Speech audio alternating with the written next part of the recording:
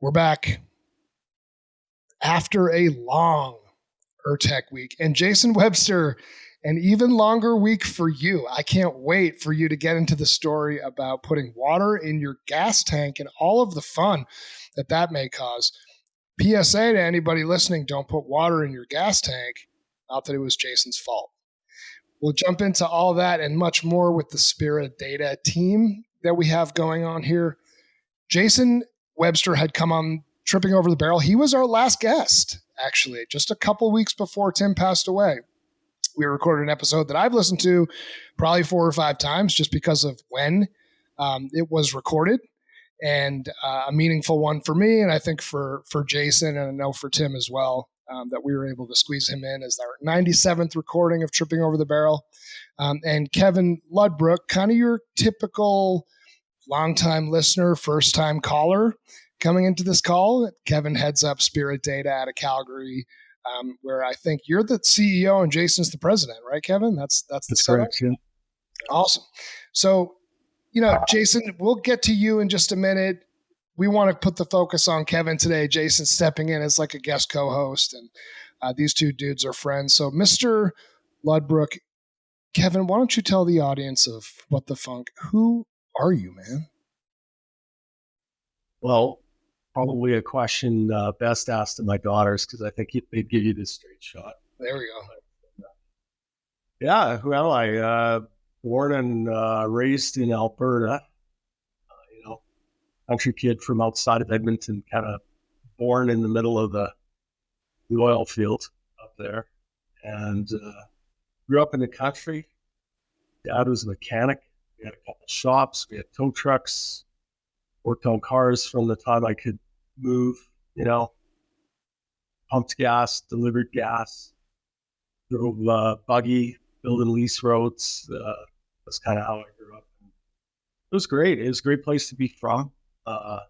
Great growing up in the country, lots of motorcycles and dune buggies and hiking in the bush and floating down the river and all that kind of stuff. Right? So it was a great way to be raised. Then, I left there, went to Southern Alberta to go to university in Lethbridge. And again, kind of a small field there, maybe.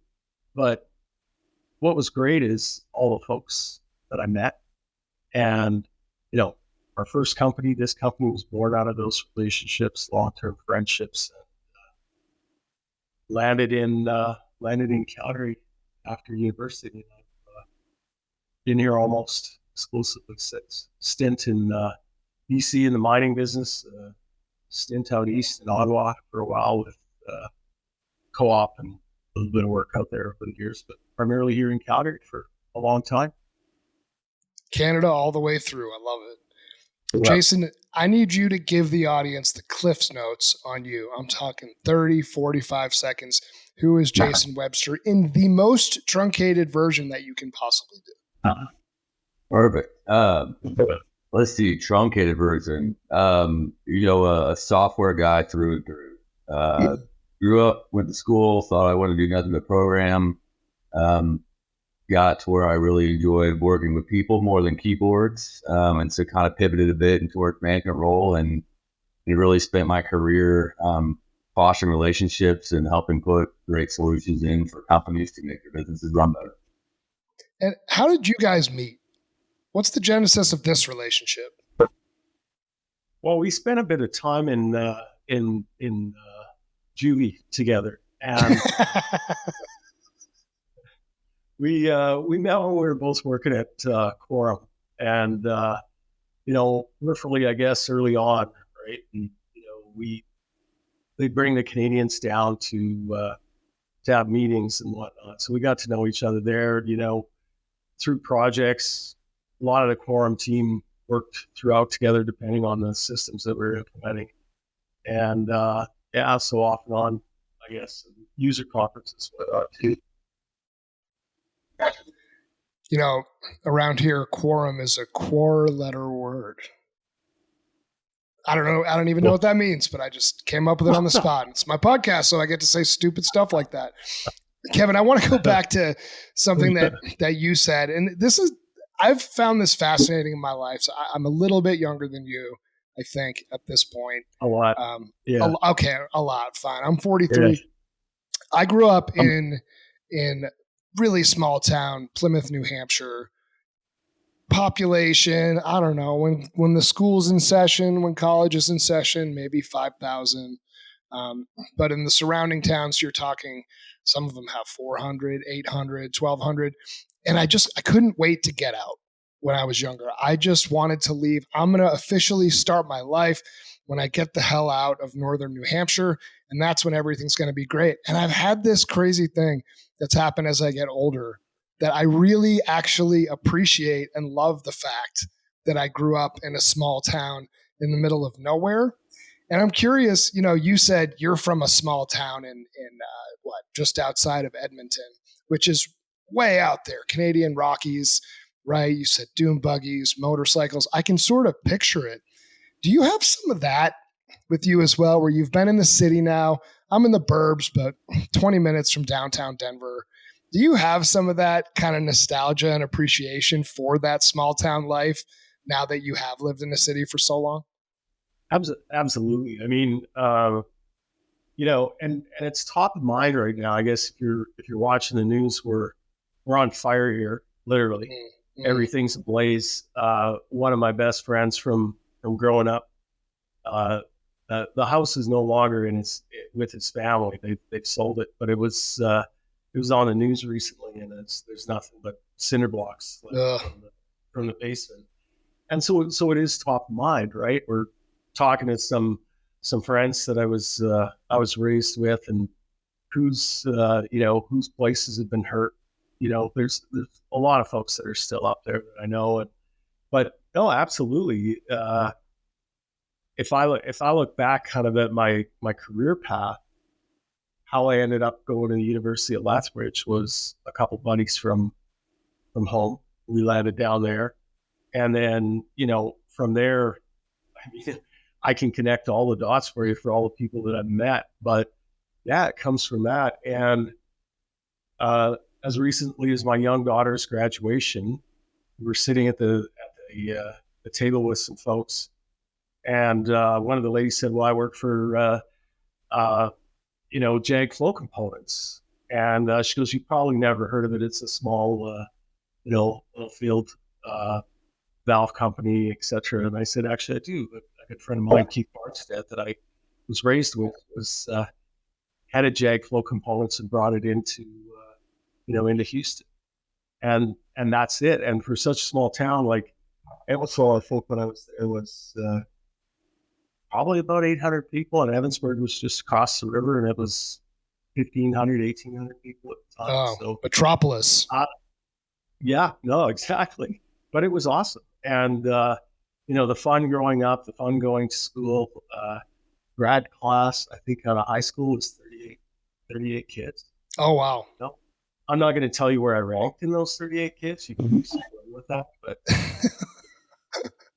I mean, you got into college, so I'm guessing it wasn't 37th or 38th, but 36th or higher. We would allow. My high school was actually a regional high school, so it was big. I mean, it was probably 800. My graduating class was about 170. I think the high school as a whole was about 800.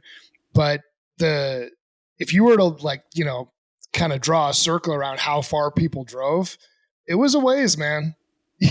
Yeah. It was the high school sort of in an area and a regional high school. And sort of gives you there's probably 8 or 9 different towns that fed into it, and they each had their own kind of culture and personality, despite the fact that it was so small, and even names, right? People who had lived in certain towns, like that's where their family had lived for years and years and years. And I said, there's no way that's going to be me. And it won't be me. I'll never go back there. There's just not as much opportunity. But with COVID and the shift toward remote work, I could actually see spending a little bit more time in the middle of nowhere in New Hampshire in the summers than I ever could have before. Because now you can stay connected basically anywhere, and they have cell towers, which they didn't have in the 90s when I was there. Jason, you're a small town guy as well, right? I think you're from Dallas, Texas. Yeah, it's pretty small. I think there's, I don't know, maybe a couple million people now, but yeah, no, it's funny like hearing you guys talk about the small time. It's almost like, I'm the opposite. I grew up a city kid. In fact, Jeremy, you and I were talking, you decided to go full cowboy at a wedding last weekend. I did. I'm a native Texan and I don't own a pair of boots nor a cowboy hat. So it's, between San Antonio, Houston, and Dallas, it's pretty city, but, it's sort of going the opposite way. I enjoy getting out, at the lake. There's not a whole lot of people. The town we live in or have out the lake is, I think, population of 1,500 maybe. And so it's sort of the opposite of kind of seeking that out after growing up in the city my whole life to be able to have a little bit of slice of paradise and peace and quiet at times. Yeah, I mean, of course, when all of your toys, like your car and your boat, are actually working, I'm sure that's when things are nice, being in paradise in the middle of nowhere. When they're not, you told me a funny story about that, actually, kind of riding shotgun with the tow truck guy this week, and we'll get into all that in just a minute. I want to go back to, so you guys met in Juvie / Quorum, probably going back a ways. Like, Jason, you were at Quorum for 16 and a half years. And I know, Kevin, you've been doing the Spira thing for a while. So you guys worked together. Jason stayed at Quorum. Kevin, what happened with you? You branched off and kind of did this whole Spira Data thing. Give me sort of that evolution. Yeah, so Spira was born out of a company, actually was friends and I from university. We started this company, or the Focus, which was the previous company. And my brother was in there as well. It was a great company. We had a 9-year run. And we separated this Spira out from there. Okay. My business partner took Spira and I stayed with Focus. Focus was subsequently sold. And a friend of mine from university, Roland Laboon, was heading up the Canadian office for Quorum. And he said, yeah, you gotta come over here and give us a hand. So I went over there. I probably met Webster at that first user conference, which was, what was that, 2007, I think, when obviously I was like 19. And yeah. But yeah, and it was 7 years of Quorum, and it was fantastic. And I really enjoyed it. Then there was some changes here at Spira, and our board said, hey, would you be interested in coming over here and helping out? And I thought, yeah, 7 years, probably time for a little change and refocus. So I jumped in here, which was now 9 years in May.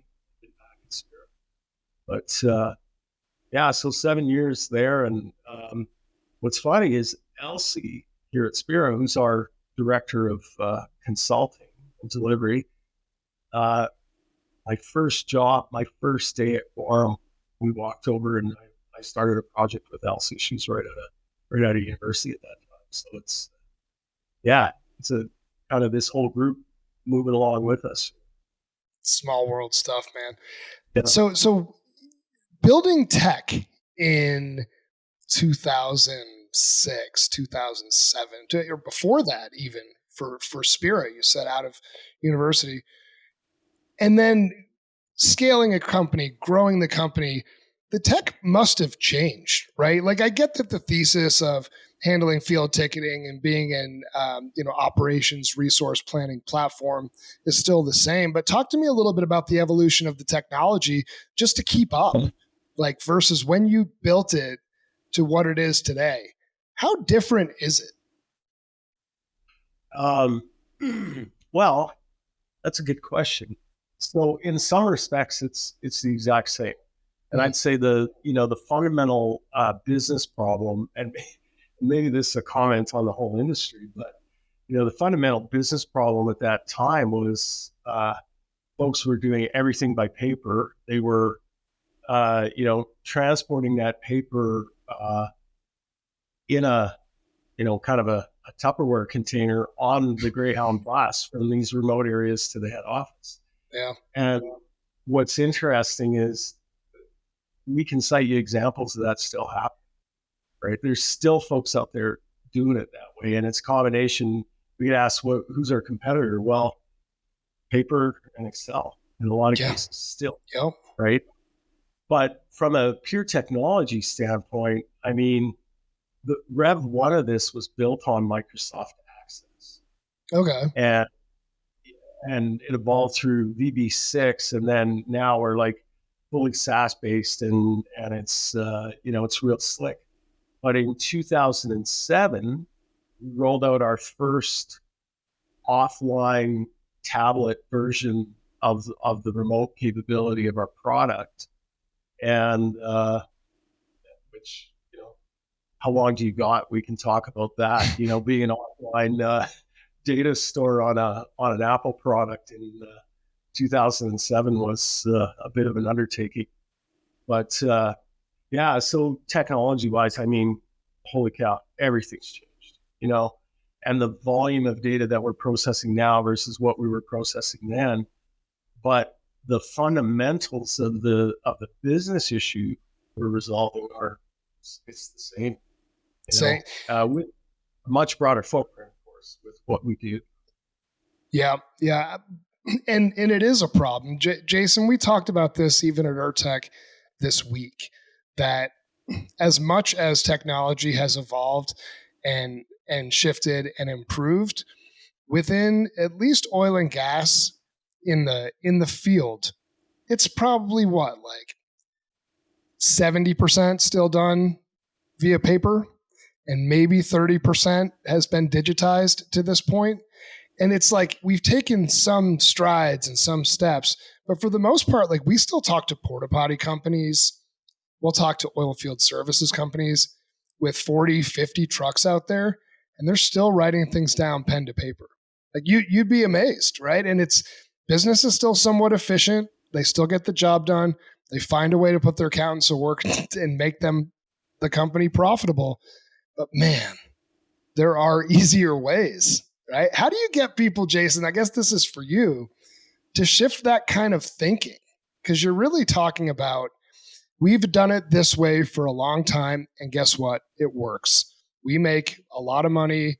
We're profitable. We can stay in business. Why do I need to change? Like, what is kind of the general response to that? It's interesting. I agree. 70% or so paper, and even part of the paper part, like some of it's not even paper. Some of these guys won't even write it down. They just pick up their phone and call the back office and say, "Here's what I did." Right. So it's even to some degree worse than having a quote paper trail. But when we talk to some of these pursuits we go after, and I actually talked to one of the guys at Spira a while back, and he'd say, "Hey, give me one of the most technically unfriendly people you got, and let me put it in his hands and let him prove it out." So to some degree, it works out in your favor, because sometimes that person's like, "Ooh, I'm getting tested here," and actually works harder than some of the other people. But most of them, it's like, "Hey, pull your phone out." And he's got a phone and like, "Hey, can you show me something real quick?" And you watch him on his phone and he's just fine. I'm like, how is that any different than this, which has got less buttons than your bank app or Amazon you just log into?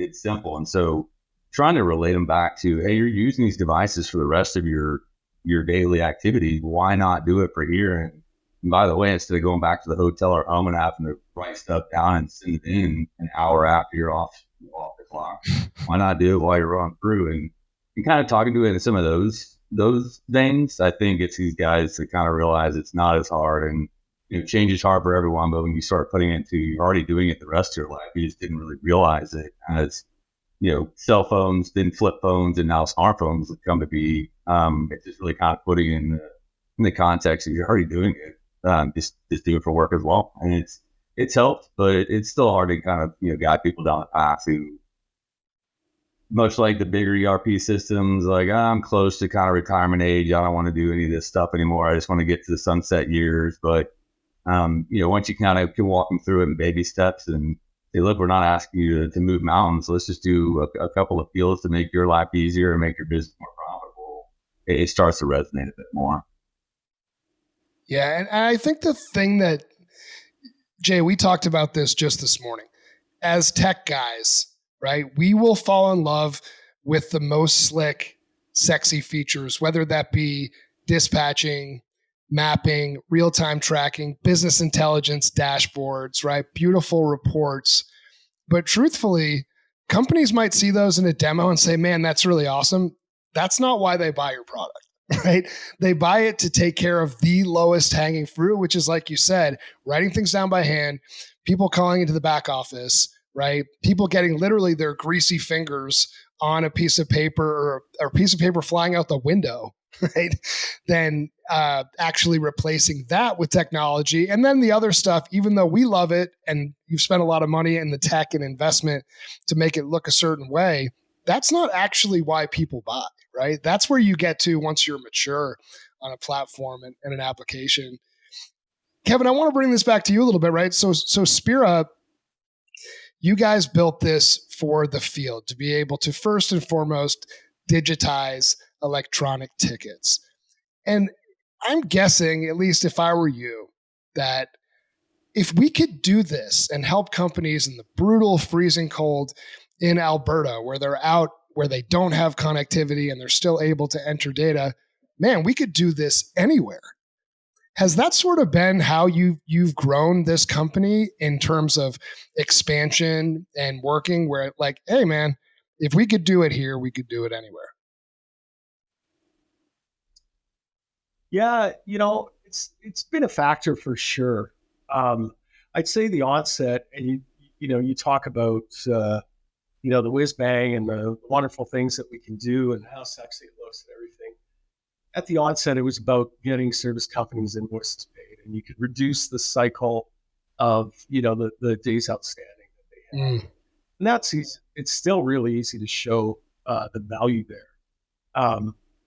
But for the folks that we had, in most cases, and as you can imagine, like I said, in 2007, an iPad tablet running on out in the field came with its challenges, but it really was the benefit of getting invoices paid. And then there's magic that happened on field tickets long before technology, and that was you put your guy's payroll on your revenue ticket, and the tickets just magically make it into the office, right? And they're correct because folks want to get paid.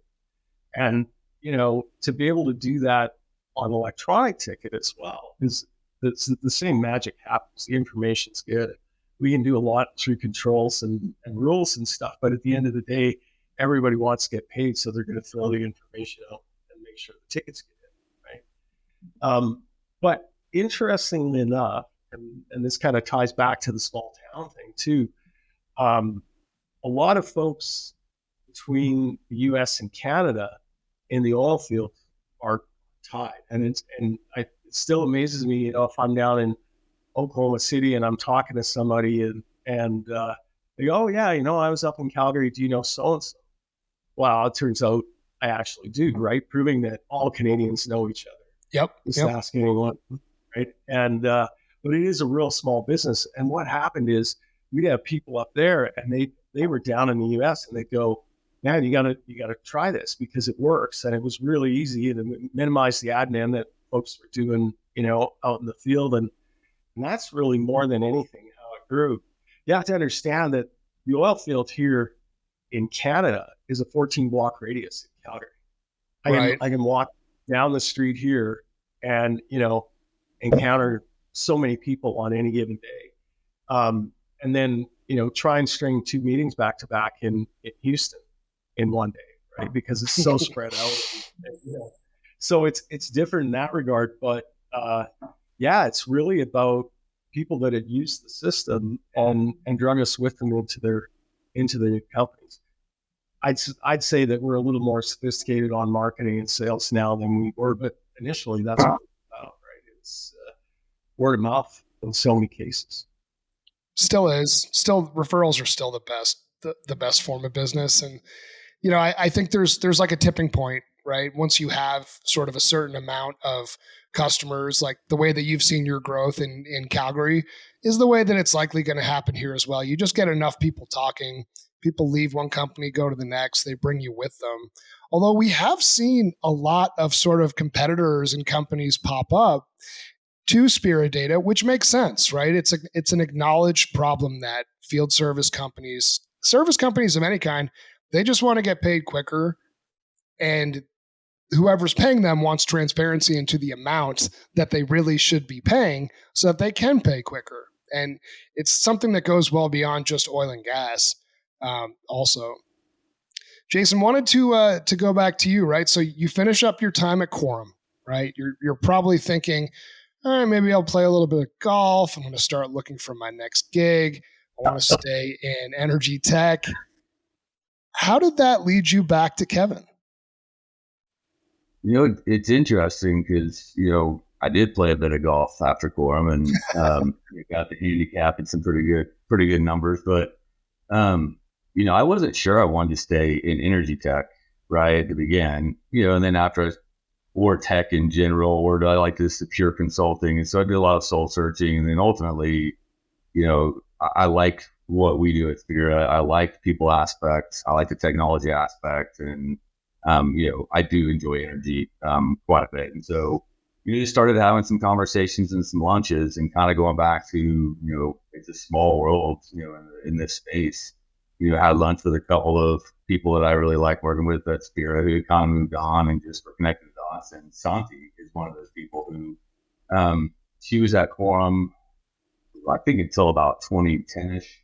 But, I worked for her early on in my career in the kind of consulting space. And, was just kind of telling her what I was looking for, what I was interested in. And she's like, well, you should talk to Kevin. You remember Kevin? I was like, yeah, it'd been a bit since we last chatted. And so, we left that lunch and I wasn't even home and already had an email from Santi, to Kevin kind of connecting us. And, I think the next day we had a chat and it's kind of like, what have you been up to? What are you guys looking for? What am I looking for? And, it really was just sort of the network and connections and, the fact that she knew kind of what Kevin was needing and wanting and it kind of matched what I was looking for. It was, again, just those relationships putting together. So it's not just winning business; it's also how you connect your network and your own career path as well. Well, Kevin, there's that, and Webster's wife Lacey gave me a call and said, "Look, man, he's been here for a few months now. I got to get him out." Yeah, dude, get him out of my house. My daughters are getting sick of him. And so, Kevin, how pumped were you then to say, "Hey, I got a free agent right here, who I know, who I trust, who's a stud." Who I worked with before, like, talk me through your mindset when you said, "Hey, I got this guy out there. I'm not letting him get away." Well, maybe Webster should turn his speakers off for this part. I don't want to get control of himself. But two points to that. One is Santi is one of these, gifted people that understands who's going to get along and who's going to work well together. And she's that person. She hired me. That was kind of one of the final interviews at Quorum. I had to go down to Houston to meet Skippy and Scott Leeds and Santi, and I made it through there. So if you ever get a chance to talk to her, ask her about the jackass that showed up in a double-breasted suit. Nice. She didn't want to hire me, but she's one of those people. And you can go down a list of people that are at Quorum today and that are no longer at Quorum, and they'll all pretty much give you the same story. And so, yeah, when she said Webster was available, we were probably not even a full week out that we had a conversation and started talking.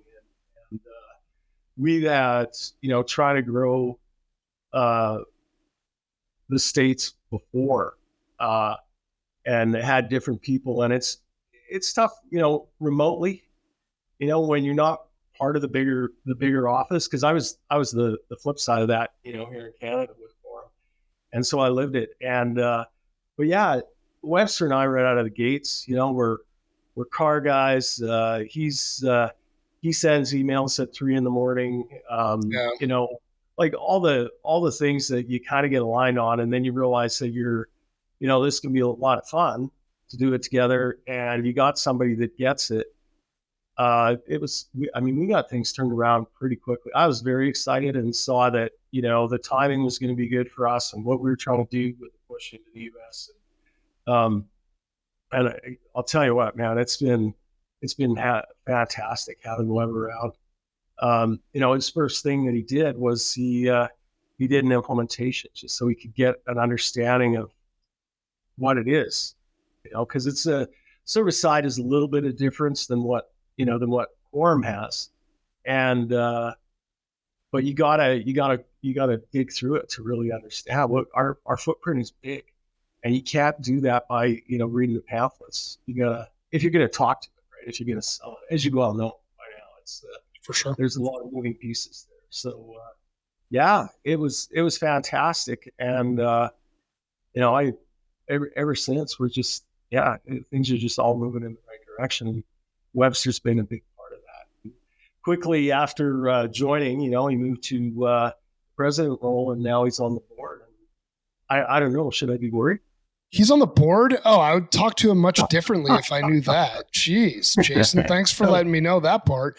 Now, I from my perspective, and I've talked to both of you about this, Spira was tangential. It was a company that had a footprint in Calgary that wanted to do some business in the U.S. and had kind of dabbled. And I think the move to bring in somebody like Jason, or Jason himself, was really where you announced, we're very serious about the U.S.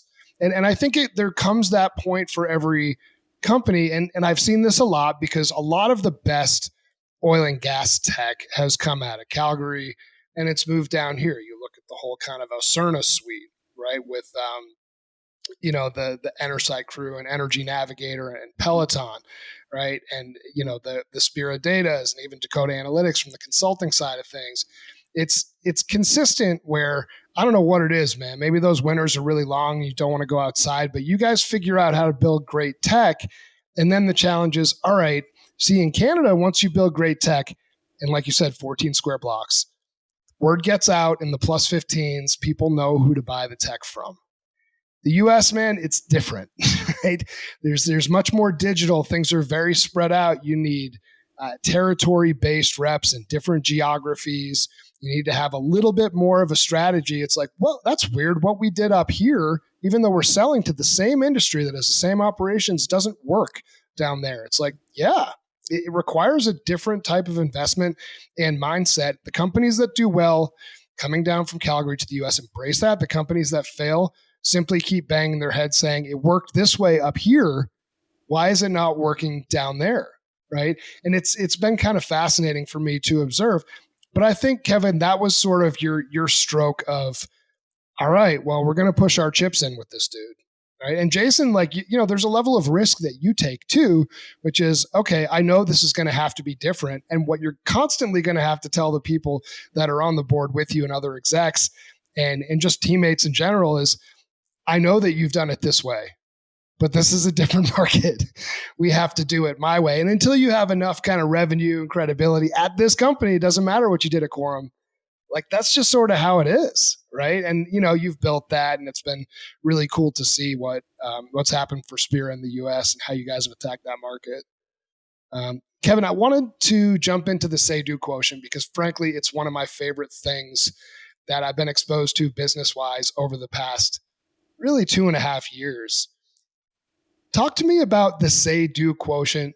Where did you come up with that? Is there a formal mathematical algorithmic answer to say-do, or is this based on feel? Because I feel like this should be something that should be on bumper stickers. You guys should wear T-shirts, Spira Data, the say-do quotient. Tell our listeners about it because it's so simple, but it's so badass. So that term, say-do ratio, actually was from our chairman, Glenn B. Scott, but it distilled down. So as a management team, as an executive here, we try to get things down to just simple clarity, right? Some tag things that we can do to make sure that people are focused. And what we've always said here, and this goes well before maybe back to the focus days when we had our consulting teams, is we don't get ourselves in trouble at delivery. We get ourselves in trouble at commitment. And so drive everything back there. And so conceptually, that's simple. In practice, it's hard, right? Schedules go over, people get sick, stuff happens. But it is conceptual to say when we commit, and that's broader than work. I mean, that's that's your kids, that's your wife, that's your family, that's your friends. Like, if you're going to commit, and then follow through. So your say-do ratio is what I say and what I do. How closely does that get to 100%? Right.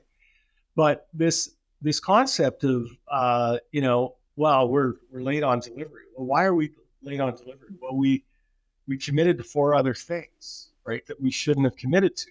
Okay, well, there's your issue, right, at the commitment.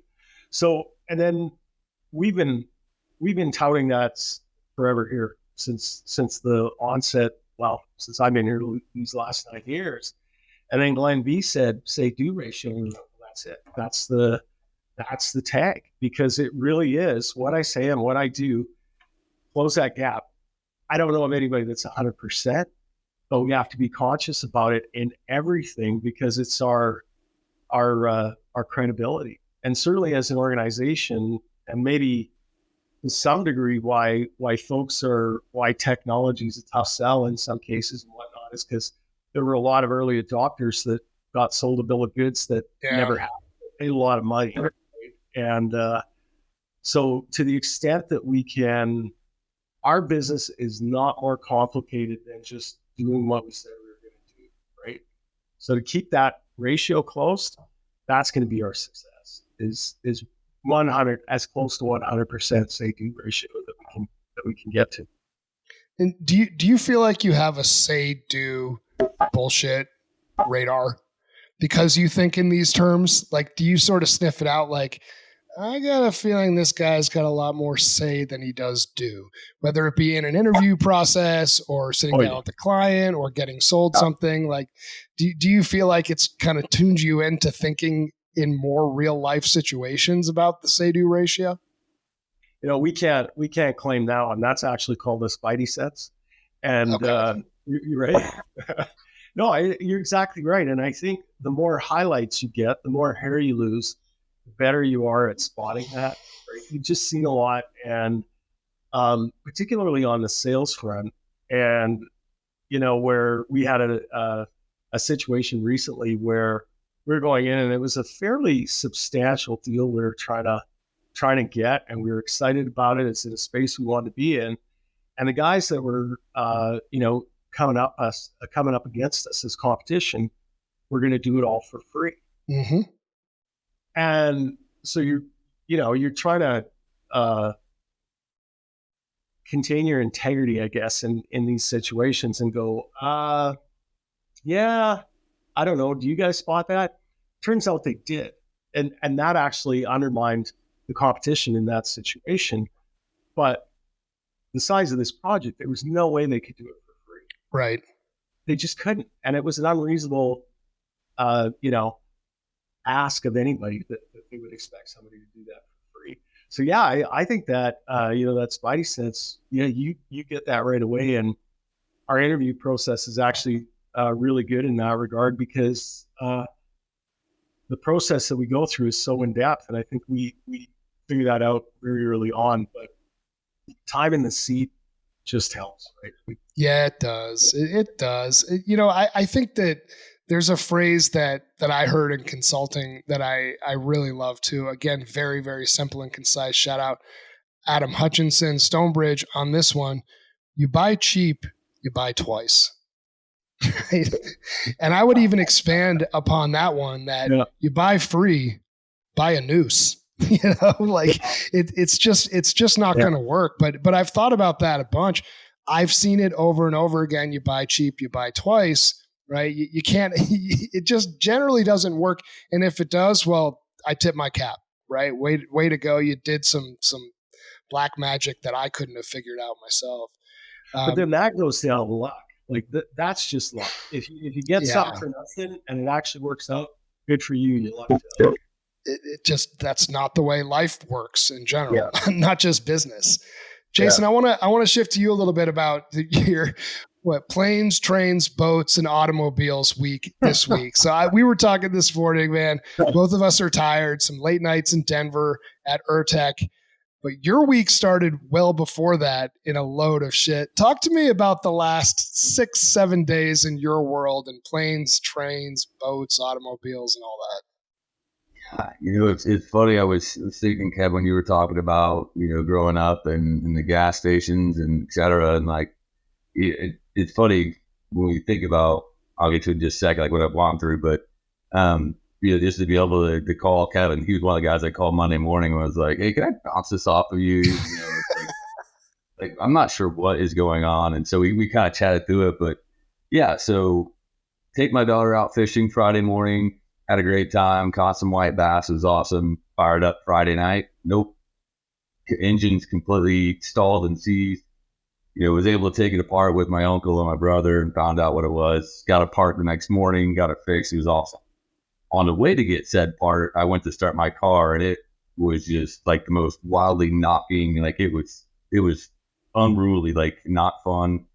And then it wouldn't start at all after that. So as you know, Jeremy, I get it towed to the dealership, which from the lake to the woodlands, I got to sit shotgun with the tow truck guy who was definitely not expecting me to catch a ride with him. It was an interesting trip back into town.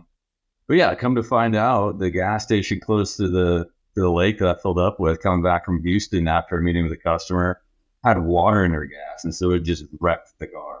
So now I get to battle with the gas station and figure out, liability and figuring out how to get them to own the fact that they sold me an awful bill of goods. And so in this case, I bought once and paying for it 3 times. But it's just been a mechanical kind of nightmare for me, and learning a lot. It's been a tough week for automobiles and boats for me. So I have to imagine you're not the only one that got gas from this gas station that basically wrecked their car. Like, this could be very bad for them. Yeah, it's interesting because, you do enough research, you figure out in Texas, there's a government entity who does these investigations, and so you get them involved. And he's like, man, you'd be surprised how often this happens. He's like, it doesn't only happen to a person more than once, if ever, but it's frequent, unfortunately. But yeah, like in this remote area, I don't know if this is a PSA, but if you put premium in your car and you're going to the backwoods gas station, it might be worth putting in the lower grade gas because if the premium stuff sits there for a while, whether there's water or contaminants in it, lesson learned. But yeah, I asked him, and I called all the neighbors at the lake and like, hey, 1, stay away from this gas station, and 2, if you have any samples or hear of anything, let me know because I guarantee I'm not the only one. But, yeah, but, it's also worth mentioning that the Mercedes are not nearly as robust as say the BMWs. I think they're kind of like the Lada of the German car makers, ish, right? Man, I've gone through this nightmare. My first, when I first really thought I was rich and I was able to afford a lease of a 3 Series BMW, no frills, the most basic version whatsoever. It's about 15 years ago. I made it, right? I'm an entry-level drug dealer caliber financially successful guy. And I got it brand new, 30,000 miles. I leased it. This thing was absolutely flawless. So in my mind, BMWs, man, they are the creme de la creme. And I decided, I don't know, probably about 7 years later, I was going to buy a used 5 Series. Only had 36,000 miles on it when I got it. And oh my God, man. It was one thing after the next. $4,000 here, 3 months later, $1,500, 2 months later. What is this sound? When it performed, it was as good of a vehicle as possible. But it's going to be really hard for me to shake the fact that I could barely get to 100,000 miles on this 5 Series BMW without taking out money literally from my kids' college funds to be able to have a vehicle to drive. What an experience. I think I should fall somewhere in between, but I don't know if there's any in between with the German cars. It's either like it's a great experience or it's like what I just dealt with my 5 Series. Yeah, it's funny. I need to come up with or see if there's an acronym for either the Benz or the BMW, right? Because with the boat, my uncle was like, you know what boat stands for, right? And like, no, he's like, break out another 1,000. So I like that for the Mercedes or the BMW, because you're right, it's a few grand here or there, no matter what it is. Yeah. does end up all being the same, but there's a few car guys in the office here, and so everybody's slagging on everybody else when something goes wrong. So, well, we're waiting to see if the BMW guys, get to the podium in Canada this week at the F1 race or not. Nice. Well, I'll tell you, BMW for me, at least at the end, was broke man walking. There you go.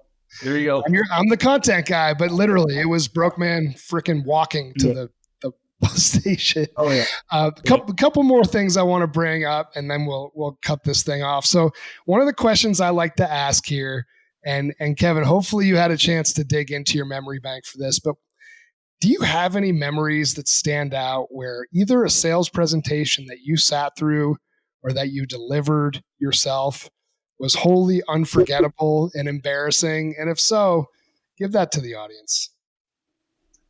Well, I'll let Webster answer the first part of this. Let's say your controller gets what? Yeah, hit by a bus. What? So don't ever use, let's say don't ever use somebody gets hit by a bus. Right? I hate that. This was in Focus, like the previous company, and we're out in Vancouver and presenting to this executive team, and we're saying, well, okay, so in the event your controller gets hit by a bus, and the room goes silent. And we get this, our controller stepped out in front of a bus 2 weeks ago and died. Oh, no. Yeah. And you're going, oh, my God. That coming, right? And now, let's say somebody critical in your organization gets hit by the lottery. Okay. Yeah, all right. Nobody dies in that scenario, and everybody's better for it. Whoa! Oh my God! Take that one off the table entirely. Don't use it. So say somebody wins the lottery and needs to go retire, right? Now, I'm never going to say somebody gets hit by a bus now ever again, and I'm going to think about this in doing so. Let's do a quick lightning round. I'm gonna throw to end things on a little bit more of an upbeat note, guys. Thank you, Kevin. You really took that in an extremely dark manner, but I'll allow it. So a little bit of lightning round. One, I say a word or a phrase, and you guys have to say the first word or two that comes to mind. Didn't prep you for this, but we got to do it. All right. So here we go. Saddle Dome. Dead. Yeah. Hurricane beer. Well, or heroin beer. Heroin beer. There you go. Quorum. Career starter. Yeah. Depth. Spira Data in 3 years. More awesome.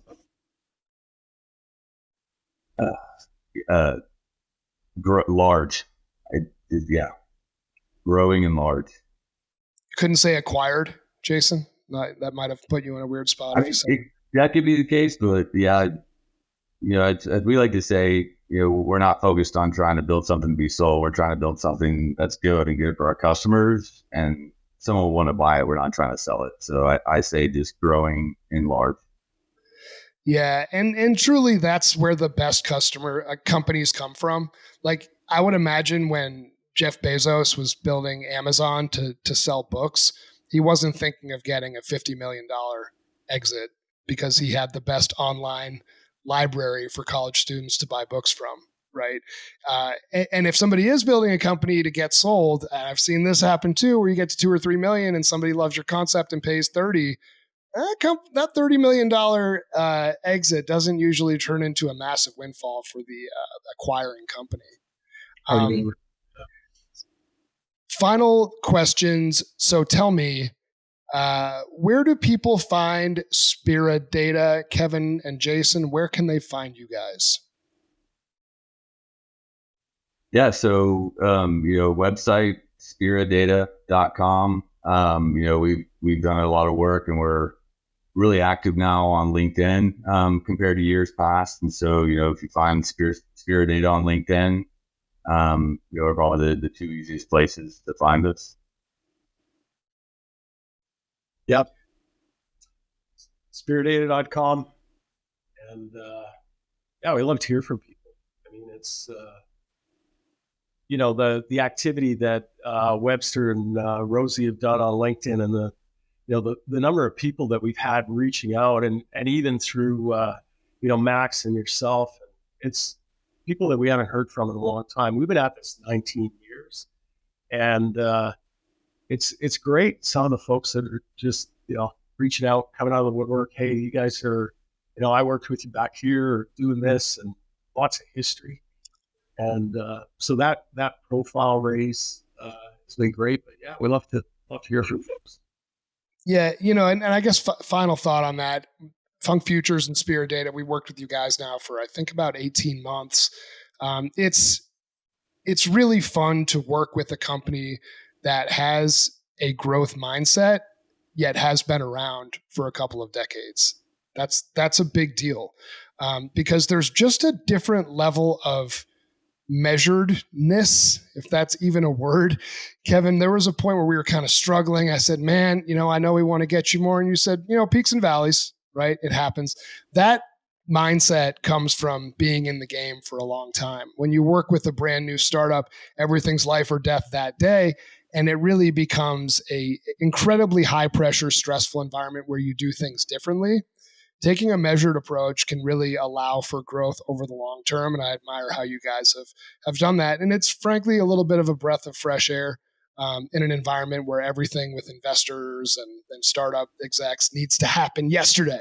Right. So it's been an honor. And as far as content goes, I do have to say, a lot more people are looking and watching and listening than are telling you that they're doing that. That's been one of my biggest takeaways here in the past couple of years of having a podcast is people are watching, man. They're listening. Just because they're not commenting or liking every one of your posts, it doesn't mean that they're not aware of what you guys are doing. So keep it up. Keep putting the good word out there and keep growing Spira Data the right way, fellas. Thank you for your time.